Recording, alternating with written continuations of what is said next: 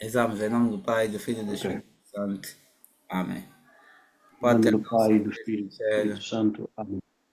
Pater nosso que és Pater no nosso, cielo, que és santo em céu, seja o teu nome em tu. santificato Advenia reium tuo, fiat adveniat voluntas tua, sicut in fiat voluntas cielo et tua, in terra. sic et Pane in nostrum cielo et in quotidianum da terra. nobis hodie, Et nostrum et nobis quotidianum debita nostra, secta dimite nobis debitas nostras, nobis nostra, sicut et nos et ne dimitte nos inducas in nobis. tentationem, Et sed nos libera inducas nos in a tentationem, malo. sed libera nos a malo. Amen.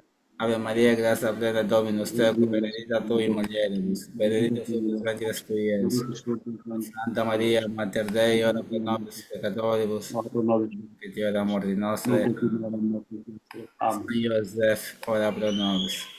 Omnia Angelis Santo de Deus, ora pro nobis. Em nome do Padre, et Filho e Espírito Ora pro Santo. nobis, in nomine del Patri et Filii et Spiritus Sancti. Amen. Agora vamos pegar. Estamos os anarquistas. Isso aqui, tesoureiro e tudo.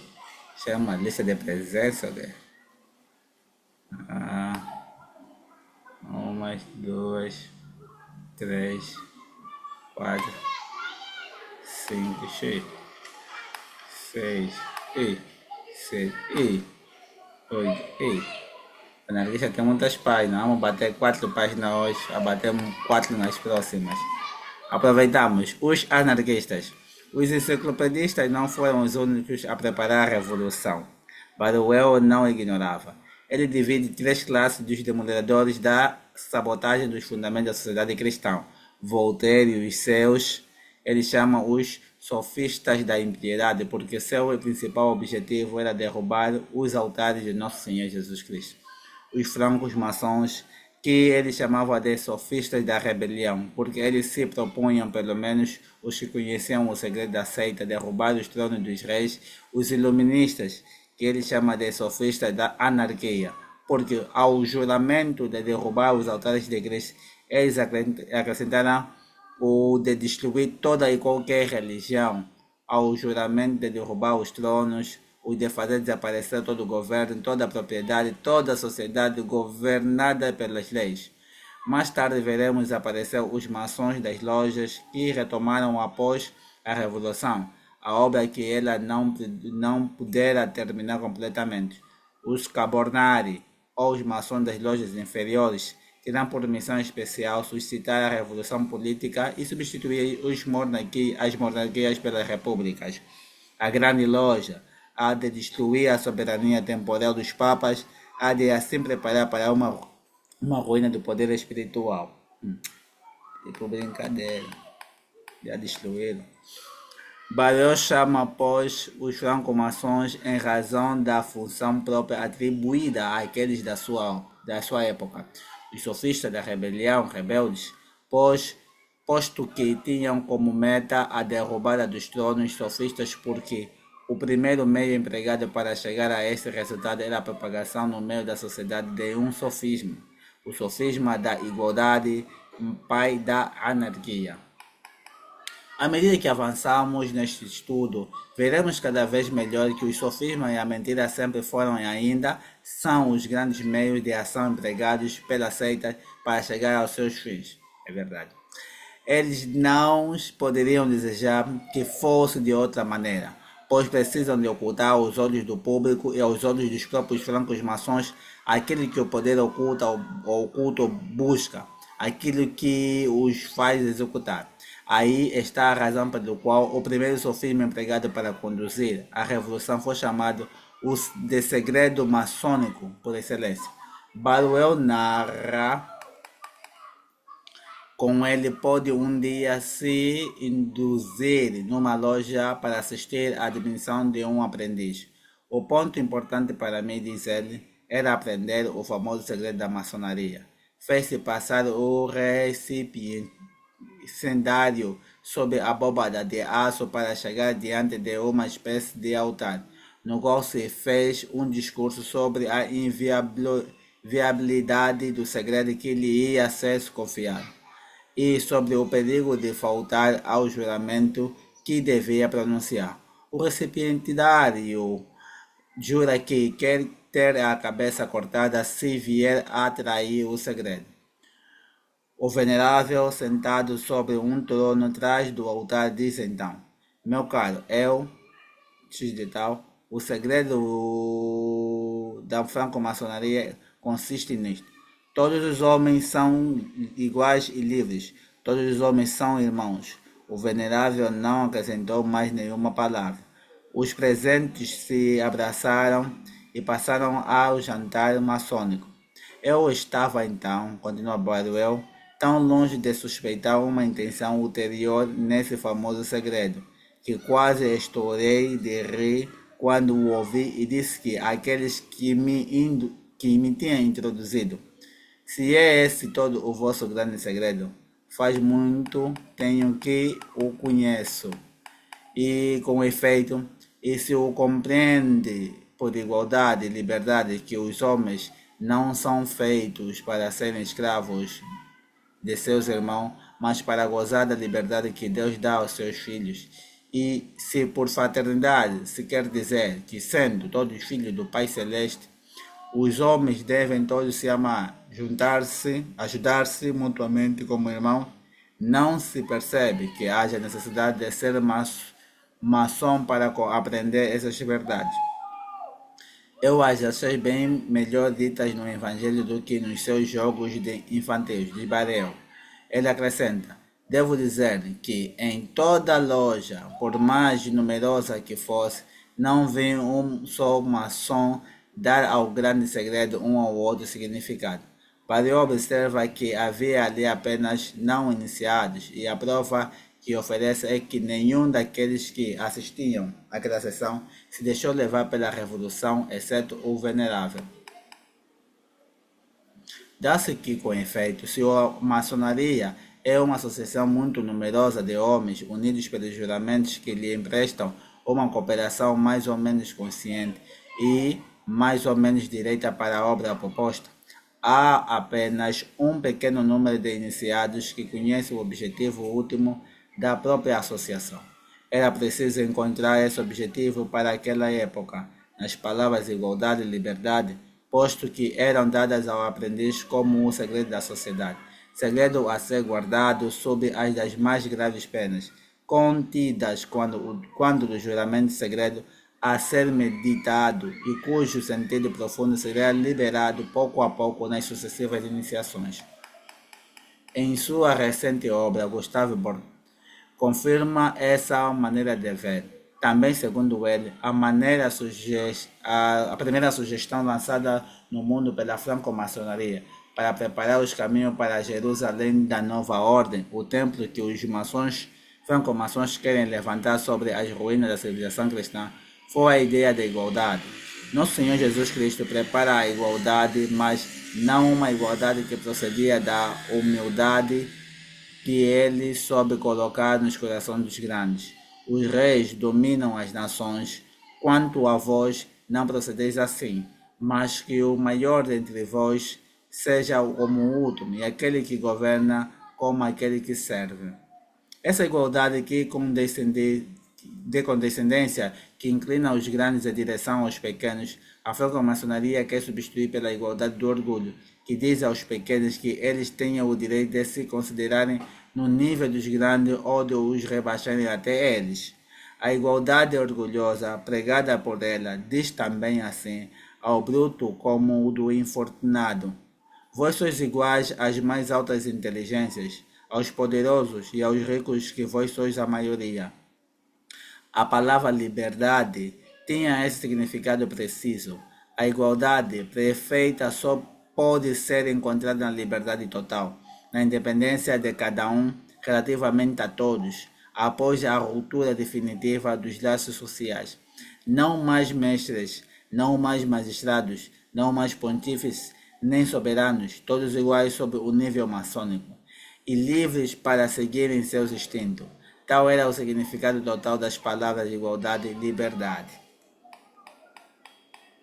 Esse duplo dogma maçônico devia ter e tem por efeito destruir toda a hierarquia e substituí-la pela anarquia, isto é, suprimir a sociedade ao passo que a doutrina pregada por Nosso Senhor Jesus Cristo teve por efeito a abolição da escravidão e o exercício de uma autoridade e de uma obediência que tomara uma inspiração, outra o poder da vontade de Deus, o que regenerou a humanidade e produziu a civilização cristã.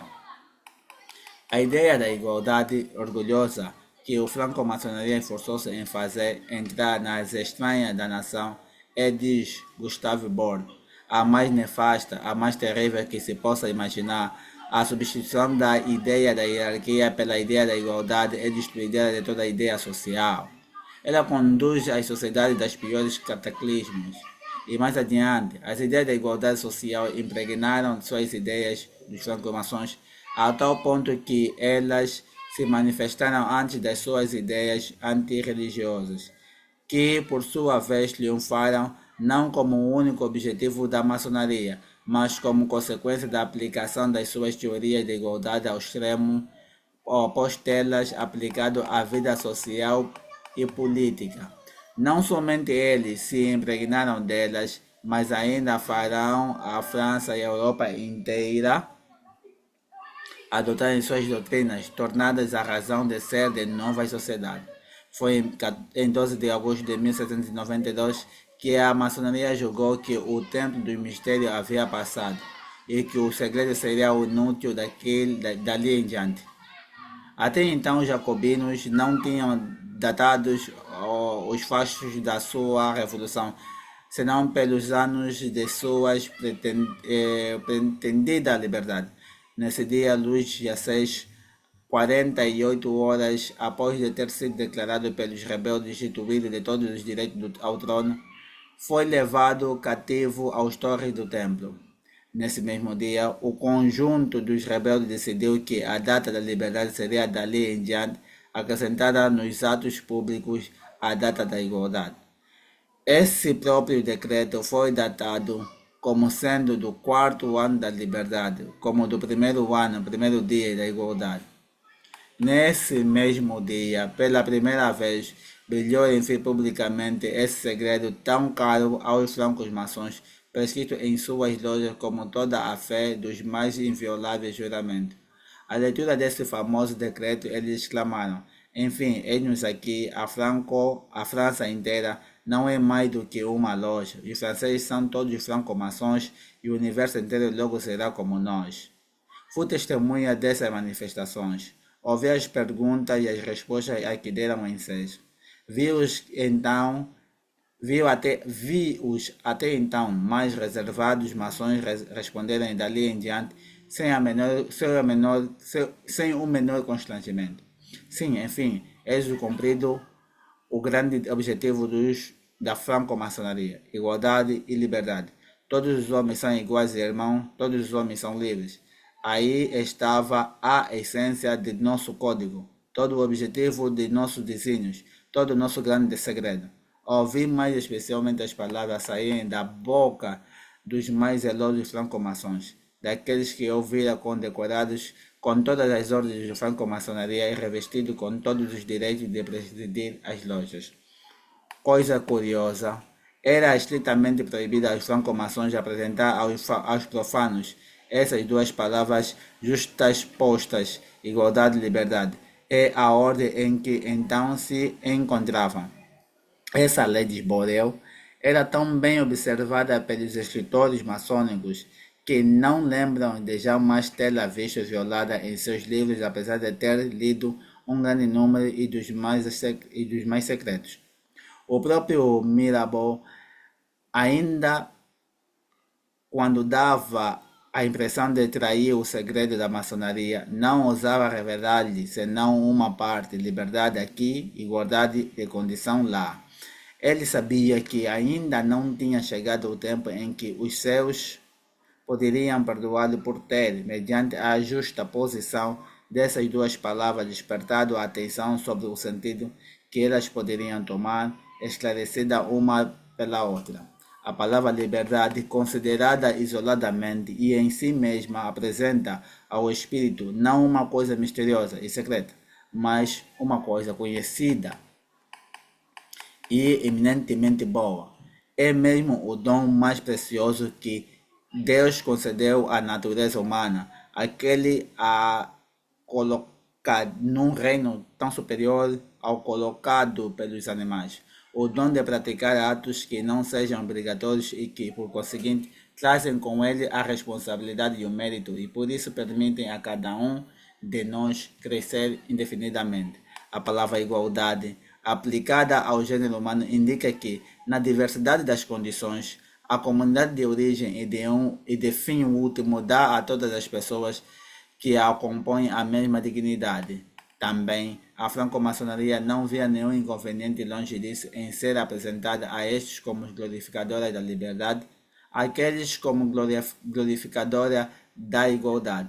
O que ela não queria fora de suas lojas, o que ela ao contrário queria no seu interior, é que essas palavras fossem apresentadas juntas e unidas.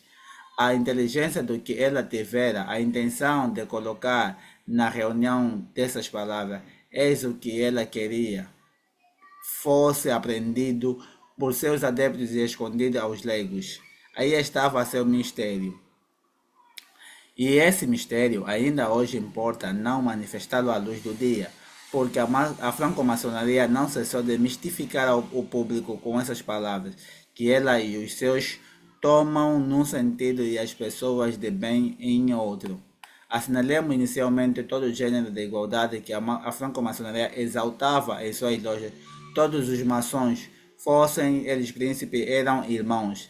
A igualdade de que ela estabelecia entre eles marcava que aquilo que ela se impusera como missão de estabelecer no mundo não era a igualdade que temos segundo nossa origem comum e nosso destino comum, mas a igualdade social que deve abolir toda hierarquia e, consequentemente, toda autoridade, fazer reinar a anarquia.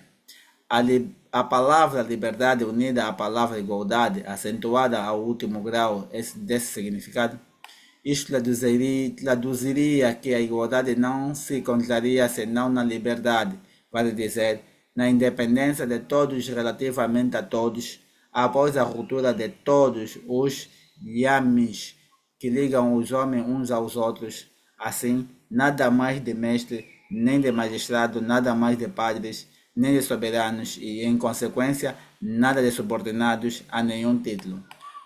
Todos iguais sob o nível maçônico, todos livres com a liberdade dos animais, podendo seguir seus instintos. Era a isso que a franco-maçonaria queria desde logo chegar. É aí que ela queria levar o gênero humano, mas era um segredo a ser guardado. Espalhemos no meio do povo as palavras liberdade e igualdade, mas guardemos para nós o significado último. Já o Voltaire declara querer dar liberdade à razão oprimida pelo dogma e estabelecer entre os homens a igualdade que o sacerdócio armado da revelação havia corrompido. Nada há de tão pobre e de tão miserável, dizia Voltaire, como um homem que recorre a outro homem para saber no que ele deve crer. Ele invocava com seus desejos aqueles dias em que o sol iluminará apenas os homens livres, que não conhecerão outros mestres além de suas razões.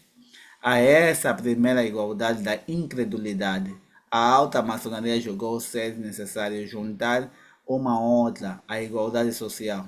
Era necessário, por conseguinte, desfazer-se dos reis, assim como dos padres, abater os tronos, assim como os altares, e antes de todos, aquele que dominava todos os outros, os tronos dos Borbões.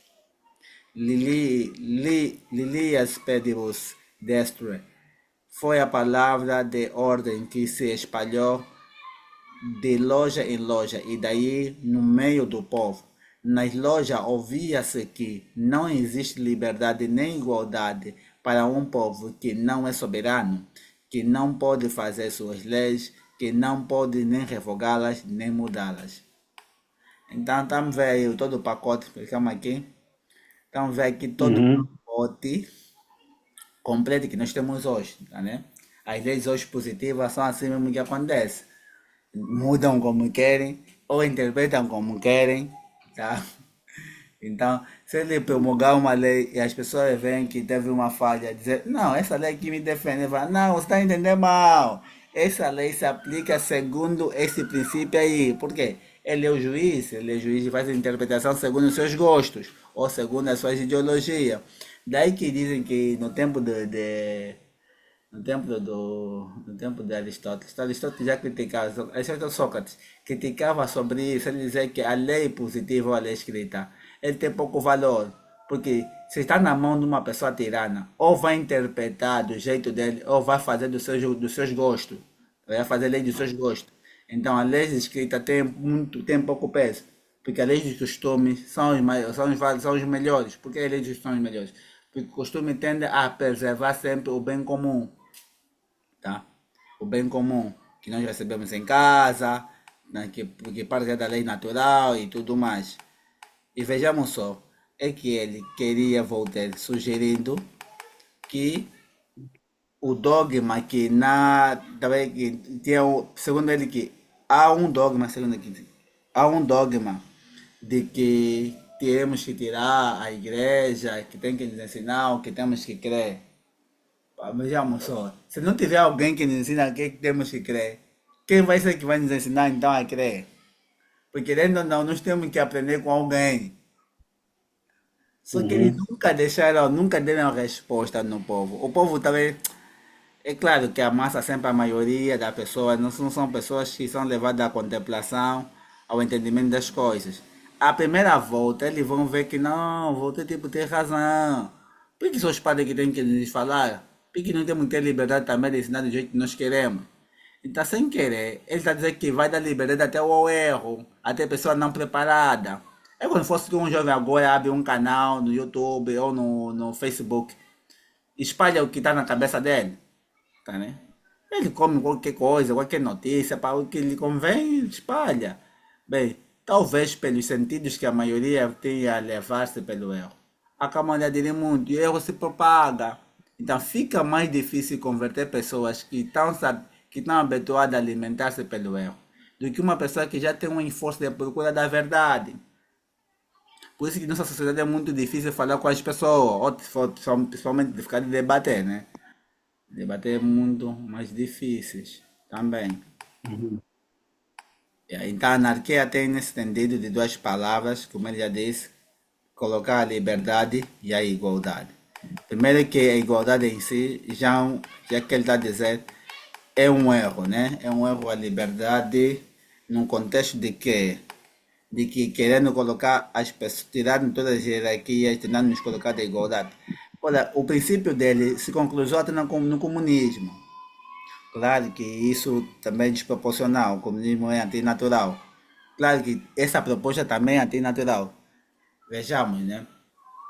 Se eu trabalho, Manuel trabalha, tá? Manuel produz 100, eu produzo 50.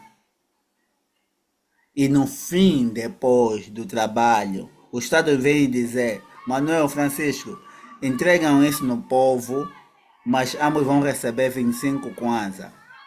Olha, há uma Manuel que se forçou a trabalhar até 100 ou 50. Manuel não vai se forçar até 100, porque se antes, querendo ou não, no fim, ele vai receber também 25 como eu. É tipo na escola, o professor chega Uhum. e fala, tá? Você pode estudar ou não estudar, no fim todos vão aprovar. Quem vai estudar? Só aquelas pessoas que querem se combater, que tem pelo menos uma virtude. Ninguém vai estudar. Ninguém vai estudar. Estudar já é difícil. Uhum. Você vai me falar que, independente se eu estudar ou não, pessoas e alunos somos iguais, todos já aprovaram. Que nem na escola vocês vão ir, nem vão pisar na escola. Uhum. Esse é o problema que a anarquia provoca. A anarquia provoca que é a inversão de valores. Colocar as ordens, criar uma ordem que favorece ao padrão normal. Esse que normalmente chamamos de anarquia, o anarquista. E vemos que a anarquia veio mesmo da loja da maçonaria. Porque a liberdade que eles estavam a dizer, ela é de verdade num erro. Não é a liberdade de sair e tudo mais. Se nós vemos que qualquer uma pessoa pode sair, ensinar, fazer o que bem entender, isso não existe. Nem vai existir depois, nem existe no tempo dele. Daí que existiam alguns que sabiam, eles então sabiam os juramentados, os iniciados sabiam, mas tem alguns que não podiam saber dos mistérios, são os do altos grau. Tem um conto aí em cima, não sei se é o que eu vi, que nós fizemos na leitura, que até aquelas pessoas que fizeram parte da maçonaria, quando começou a revolução, ficaram resilientes, ficaram um pouquinho estupefactos. Só aquelas pessoas mais veneradas que estavam bem ativos, claro. Porque ainda tinham costume, não são as almas. E afinal é isso, não esperava que fosse isso. Então, é matar rei e tudo, acabar com as madres. Só que esqueça que as madres e os padres também são família de alguém. Quem gostaria que o pai dele e a mãe dele matasse? E é a maioria. É um bom número de pessoas. Ninguém gostaria. E tem a pessoa também que revenerava um rei, por mais que o rei cometesse seus gafes. Venerava um rei porque sabe que o rei é o símbolo de quê? De união, tá, né? De proteção. E as pessoas sempre têm aquela desconfiança de que o depois pode ser pior enquanto nós não podemos se reajustar com o que, com o que está mal. Tá? Aqui é como o cara está mal. Então, por isso que nós temos, né, um exemplo aqui no país. Tá? Nós já tivemos exemplo do que Jesus estava fazendo o seu trabalho, mas nós vimos uma falha. Então, por mais que nós ainda tínhamos alguma resistência na troca. Ah, não, se o outro partido vai estar mal, tá bom. Deu-se confiança no no mesmo governo, mas com uma outra pessoa que vinha com quê? Com propostas assim. Piorou! Agora estamos aqui, estamos no que estamos, né? Uhum. Uhum. Tem dessas coisas, a vida humana tem dessas coisas. Palavras bonitas não é suficiente. A não ser que as pessoas já começam a mostrar que as coisas são racionais mesmo, são, se pisa mesmo, são concretas. Se não forem concretas, esquece isso. E é bom saber da história. É por isso que é bom saber da história, né? Se nós soubéssemos como é que é que os comunistas trabalham com e socialistas, não deixaríamos que nos enganassem muitas vezes. Yeah. Então, e aí? Bom, esse capítulo dos anarquistas, eh, na primeira página podemos, no primeiro, segundo e terceiro, no quarto parágrafo, o escritor fala sobre o poder oculto, aquilo que o poder oculto busca, aquilo que ele os faz executar, nem os maçons sabiam, então. Mas quem é esse poder oculto? Esse poder oculto não é nada mais do que o próprio inimigo de Deus, né? O inimigo declarado. O mesmo que ele havia prometido a Eva para ela comer do fruto, disse serás igual a Deus. Aqui encontramos a mesma palavra, igualdade. E em si só é persuasiva. Mas podemos notar que o autor explica que eles nunca puseram estas palavras no mesmo parágrafo. O primeiro vem igualdade, não. Põe igualdade aí lá em cima, lá mais embaixo falam de liberdade, porque se elas forem colocadas no mesmo parágrafo e uma seguida da outra, já se entende, porque é impossível as duas, liberdade e igualdade, sem que haja anarquia. E eu mesmo, alguns discursos que temos ouvido, mesmo agora nas épocas modernas, envolvem essas nuances, essas palavras.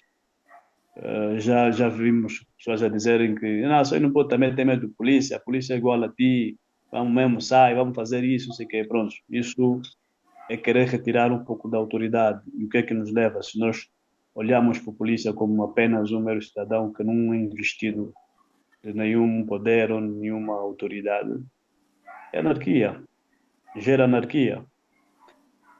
Pese embora que em alguns casos há também o abuso de poder, vêm novas palavras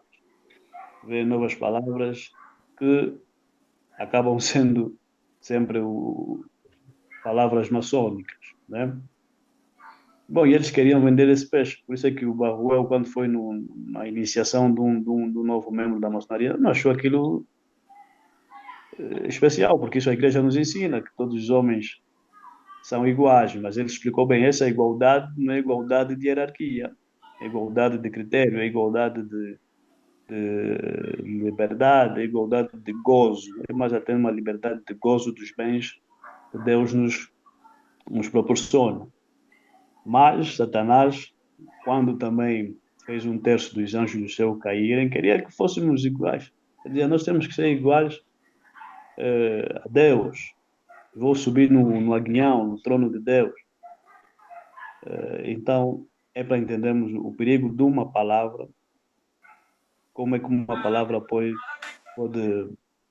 mudar toda uma sociedade. Só em 1792, é que eles começaram a abrir um pouco o mistério, né? Porque acharam que já tinham vencido. Depois de agarrarem o rei Luís VI, pronto, eles acharam que venceram, que agora podemos falar de igualdade.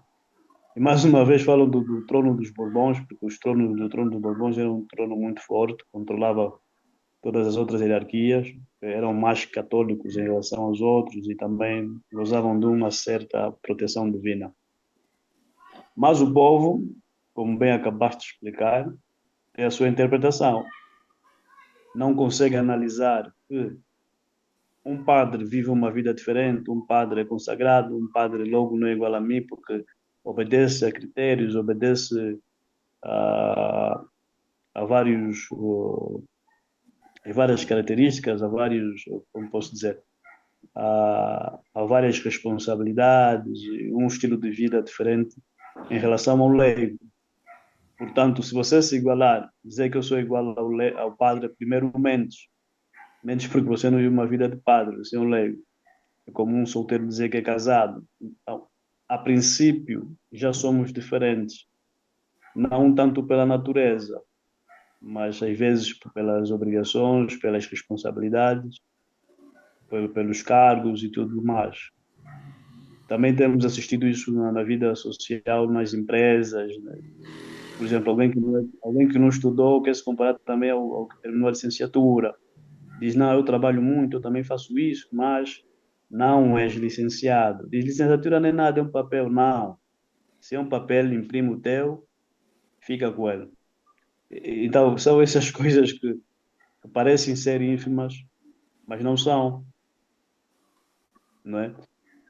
E os maçons conseguiram utilizar muito, muito bem desses termos, da igualdade e da liberdade para estabelecer anarquia, porque eles sabiam exatamente o que é que esses termos significam. Eles queriam abolir os tronos, abolir a hierarquia religiosa, queriam abolir até mesmo a sociedade, essa vida social com leis, perdão.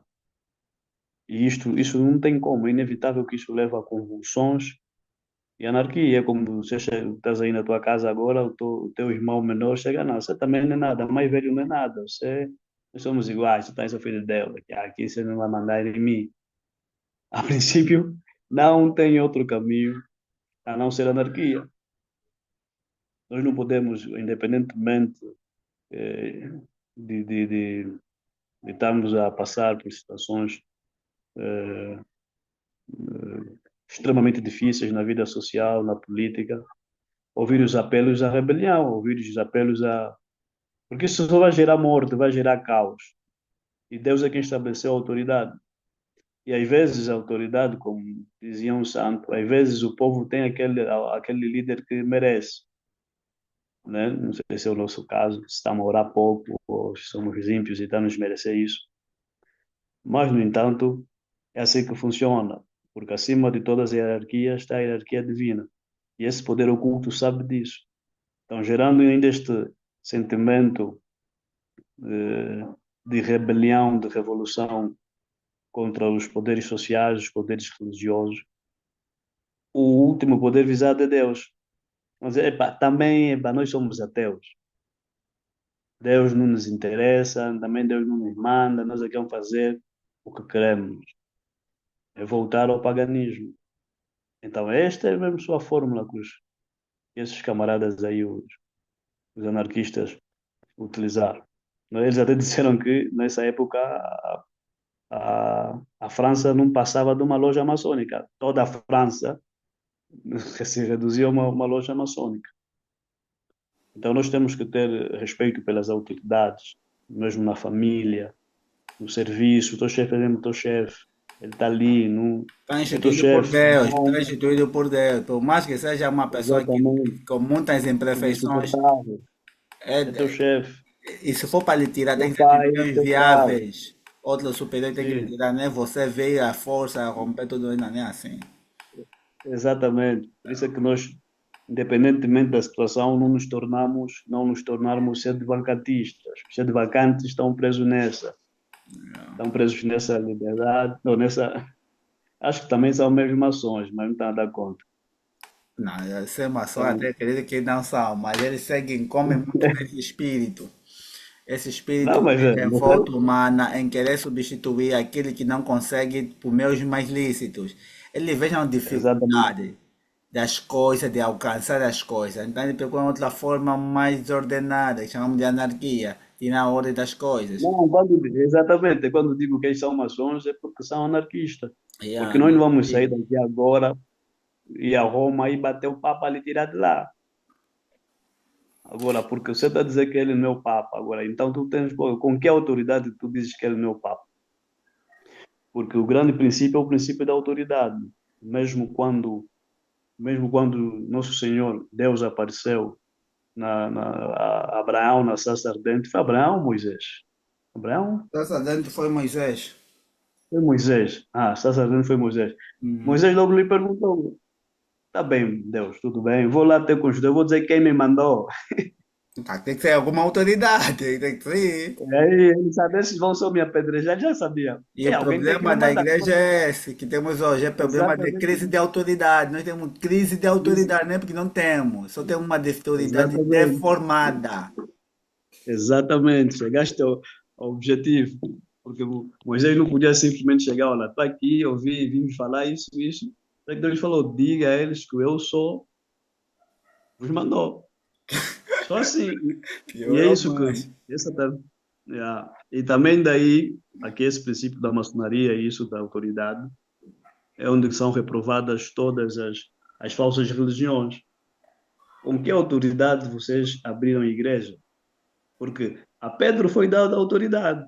Tiago não saiu por ali dizer que é o cabeça dos apóstolos, nem São João, nem São Marcos. Era o Pedro, porque tu és Pedro e sobre esta pedra edificaria a minha igreja. Eram 12, não de 12 chamou um, apacenta as minhas Oi, ovelhas. vai fechar já a Apacenta, casa, está nos segundos. Mas pronto, pode terminar só já falar. Vamos continuar na próxima semana. Sim.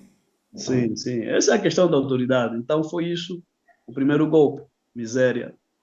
Destituir todas as autoridades e conseguiram, pelo visto. Yeah. Mas não marca. Ué, muito bom, mano. Valeu. Sempre é bom estar na tua Tamo junto. companhia e fazermos pequenos apanhados e tratamos sobre isso, nos Igualmente, igualmente. recordarmos para estarmos de novo em pé, né? Uma vez que o mundo está cada vez mais agressivo, é bom ficar a meditarmos sobre esses tipos de informações. Aproveitar, Sim, agradecer aqui, sim. fizer essa oração. Se Deus quiser, estamos juntos ainda. Ok. Em nome do Pai,